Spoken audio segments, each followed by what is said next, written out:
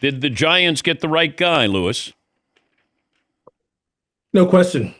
Look, Dan, I've known John for a long time. He was an assistant. I don't know if he's a grad assistant or just an assistant on our staff at the University of Pittsburgh when I was there as a freshman and sophomore, I believe. He was there with his dad, Jack.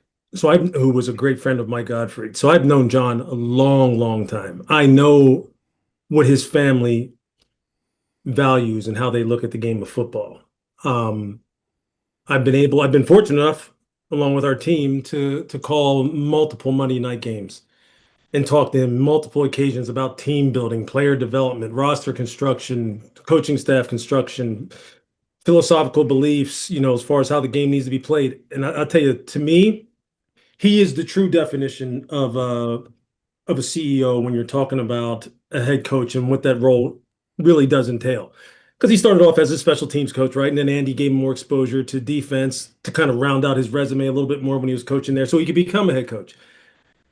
I think he is someone who, on the way out in Baltimore, like something just doesn't sit well with me with the way that all went down because of the role that I know that player accountability plays in team underperformance, right? And obviously, we live in a world and in a society where everyone's looking for, I got to find that guy who I can hang it on, that guy who I can put it around his neck, and that guy who I can hold accountable.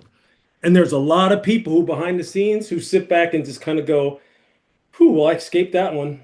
Who will I escape that? There's a lot that went into that team's underperformance, in my belief. And I think, yeah, spinning it forward.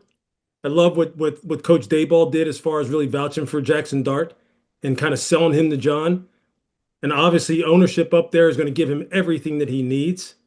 And it's a quick trip right up 95, man, for him, which is super cool. And I think he's going to do a hell of a job. I think he's going to be recharged and kick it right in the ass like he should. Was this the best opening in your opinion?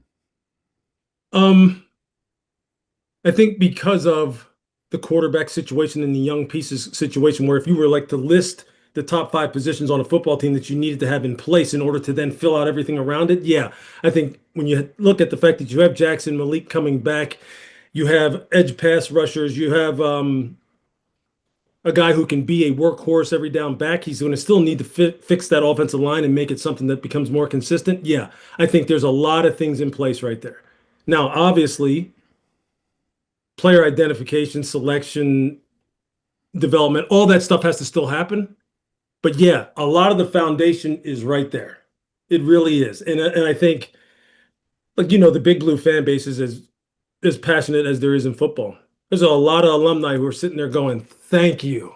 Thank you, And I think he's going to have a lot of support behind him and a lot of wind pushing him along to where I think this is going to be a spot where now the Giants are going to be players again, for real.